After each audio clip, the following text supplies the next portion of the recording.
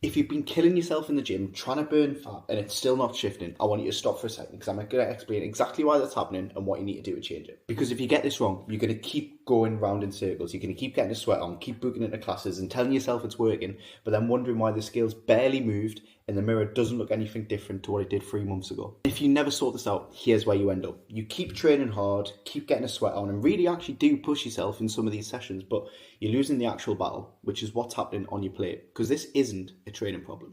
And worse than that, if you do lose some weight training this way, you're probably not going to look like the leaner version of yourself that you imagined. You're going to look a little bit smaller, a little bit softer, and probably just a bit more gaunt than what you did look like before. Because you had no strength training behind it and all you did was run yourself into the ground, when you lost weight, muscle went with the fat. So you ended up actually further away from your goal than where you started. And this is simply because most people believe that the main tool for fat loss is training, and it's simply not. They think that if they do another spin class, another HIIT class, another boot camp, they do another 8-minute ab workout and get a sweat on, that the fat's going to come off.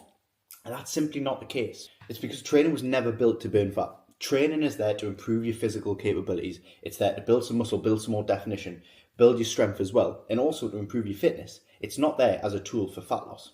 What decides whether you lose fat or build muscle and gain weight is your nutrition, not how you train. Because there's no such thing as a fat burning workout. Feeling like you've earned something and actually shifting fat are two completely different things at the end of the day. Because the easiest thing you can do to lose fat has nothing to do with you stepping inside the gym. You could potentially do it at home with zero sweat. Granted, it's going to be a lot harder doing it that way, but it's completely possible. So you trying to drench yourself in sweat every single session, and if you don't sweat, you feel like it's not working or you haven't worked hard enough, is completely pointless. Sorry, break it to you. So here's what actually needs to happen for you to get into the shape of your life, lose the fat that you want, and maintain it that way. Split across two things that actually matter: training and nutrition. On the training side of things, you need to make sure that your training is focused on getting stronger, building muscle week on week. Because when you lose the fat, and you will if the other side of things is right, you want to have some definition underneath it. You don't just want to look like a smaller version of you. You want to look leaner, you want to look stronger, and you want to be able to show off a little bit of muscle that you've built. Again, that doesn't mean looking like an absolute bodybuilder. It just means that having more tone, having more definition in your physique. And like I said before, if you skip this time training and just run yourself into the ground with these HIIT workouts and stuff like that, when you lose weight, you're also going to lose muscle alongside it. So that definition that you want isn't going to be there when you lose the fat, because muscle's going to go with it. On the nutrition side of things, this is where the real decision gets made. And this is where you need to be really, really clear with what you're trying to do. Are you trying to lose fat or are you trying to build muscle? Those are your two options realistically at this moment in time.